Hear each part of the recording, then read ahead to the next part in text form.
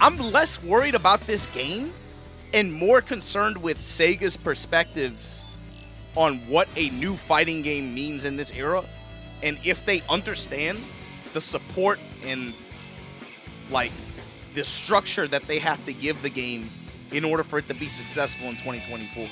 Showdown and the new version that they're dropping, I got the impression that those were drops just to kind of see interest again, to see if this was even worth pursuing. But a lot of the body language and the things that they were saying around the games did not fill me with like a lot of confidence, you know, that they understand what the expectations are of these games now. And so I'm curious to see if they say anything today that'll make me feel better. So this was the trailer, right? This was a pretty cool trailer. I liked it. Dude, the fucking hat. They aged him up and shit. Old man Akira. That shit's sick. Tetsuzanko through the wall.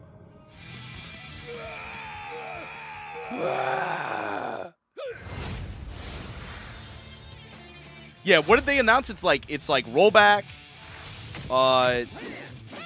improved video, and I guess these are some of the graphics adjustments that they made.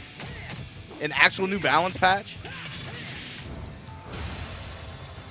I like how they keep reiterating that too, like reality.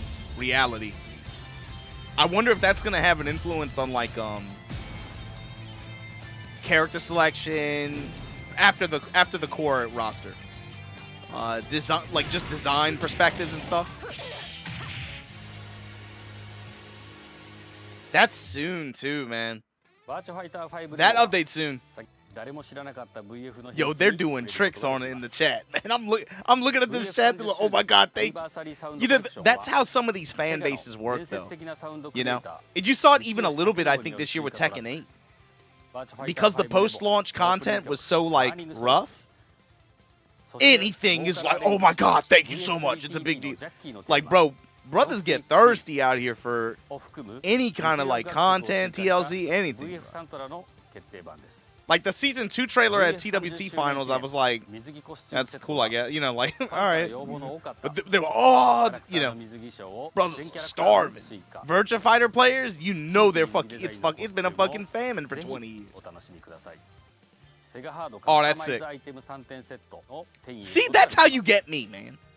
Give me some boomer shit. Give me, yes. Let me buy a Dreamcast in the game. Let me buy a Sega Saturn in the game.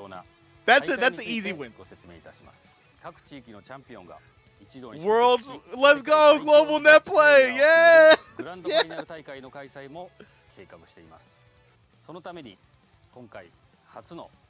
Oh!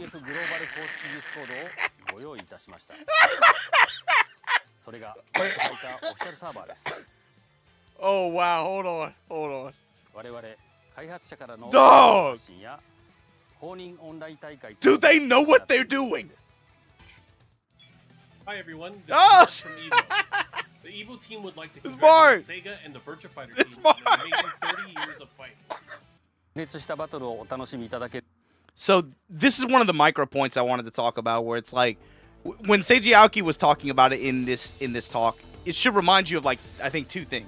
In spite of what they said in the later part of this presentation, you have to remember it's been 20 years since a new entry in the series. And when you think about it that way, thinking about how much the industry has changed, how much expectations of players have changed, expectations of how to manage these kinds of projects and manage a fighting game, the standard of that has changed so much in 18 years, to the point where you have to have the question of like, are they ready for that? Do they understand that? Is it a realistic expectation to think that they are prepared to meet those? When you think about how Ultimate Showdown and the recent updates were dropped, maybe especially with regards to certain features and the body language that they had and the conversations that they had promoting the game, obviously you got the impression that a lot of those games were directed specifically towards JP audience, where this game traditionally, this is the other point that he was talking about, traditionally this series has been way more popular in Japan than everywhere else in the world. And so when they brought the updates back recently in the past 2 to 3 years with Ultimate Showdown and the recent Revo, a lot of what they were talking about, it seemed to be focused kind of on just JP community, where everybody else, you know, if you guys want to tap in, you guys can tap in. Revo, obviously, with the netcode updates to it, it seems like they're making a much stronger effort to try to appeal to overseas audiences as well. When it comes to them talking about not just coming back to these games, but also trying to step with this franchise to be more global and westward viewing, what does that mean to you, and then what does that mean to them? Are those necessarily the same things? It seems like it's genuine, you know, but I'm curious if they're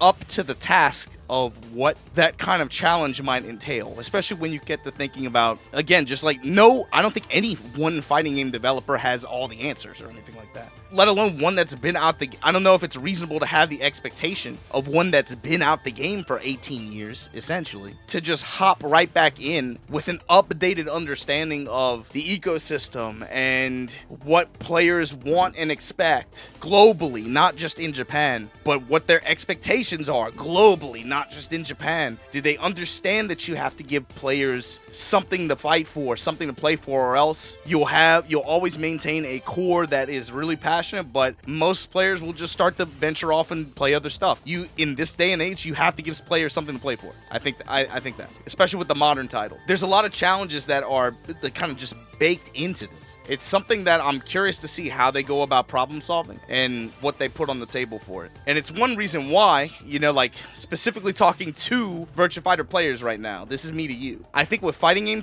fighting game players, you know what I mean? Come on. I was talking about this a little while ago, but I think we tend to be really, really thirsty when it comes to any kind of content or updates or anything like that, especially if we've been ghosted for a while. When you get even a drop of something, it's like, oh my God, right? And so with the recent Revo update that got announced a couple weeks ago, even before the official announcement, we had known like they were going to do something with Virtua Fighter for a while. Then that announcement got leaked in like an interview, like some press dude just randomly said it, and people were like, make a YouTube video, okay, with a thumbnail. Like, bro, settle down. We already knew that. Why are we doing this? So what I wanted to say was, calm the fuck down.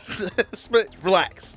You guys have a new update. You have a new title that's in the works, and it seems like there's going to be a pretty favorable timeline to connect those two things. Tailor your expectations and try to relax a little bit, settle down, and think about how to make this work, because the reality is this. In my opinion, and I think a lot of people will agree with me, this game series is in the same position that any fighting game series that is not Tekken, Street Fighter, Smash Brothers is in. I look at this, I don't think its position is that different from like a random, what you guys would call like anime 2D fighter or something. This IP has been absent, more or less, from mainstream games media for 18 years. That's legit whole human beings.